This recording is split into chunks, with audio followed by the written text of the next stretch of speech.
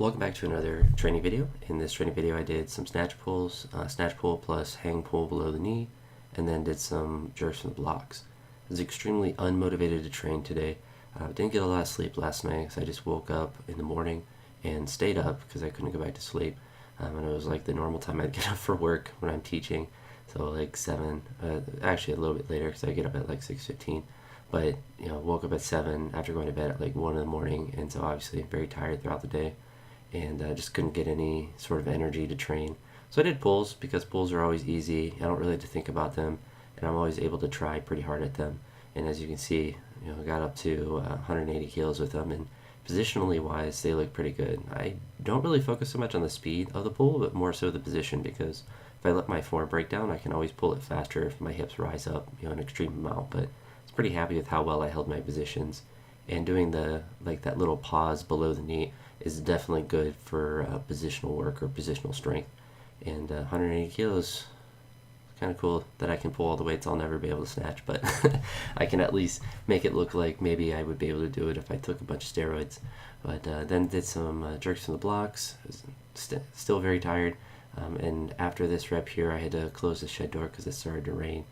But I was able to jump from this 111 to 145, and it definitely felt pretty heavy. I should have stopped right here. It's a pretty good rep, but I definitely was like, I'm exhausted. Like I was exhausted. So naturally, you jump up to 161 because I'm an idiot, and relatively close. And then for some reason, I decided to try it again because I'm still stupid, and that wasn't even close. And then I did some of these like squat things from these high blocks. A very difficult position for me, and a very strenuous one on the body, but a very good one for, again, positional strength. That's kind of like a big thing to always focus on weightlifting, is if you can't do like the classical movements on a particular day, you can always work on positional strength. So this is obviously good for the dip and the jerk and stuff like that. But I feel a lot better today. I got a lot more sleep, and was able to actually sleep in. It's always good to take advantage of that during the school year.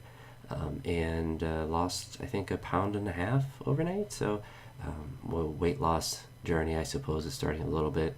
I don't know how much I'll actually care about losing, because theoretically, I would be able to cut down to 102 and probably not lose much if not at all, strength. But I'm not really worried too much about what my particular weight is, because I'm not really that particularly competitive as a lifter nationally. So I'd rather just be stronger.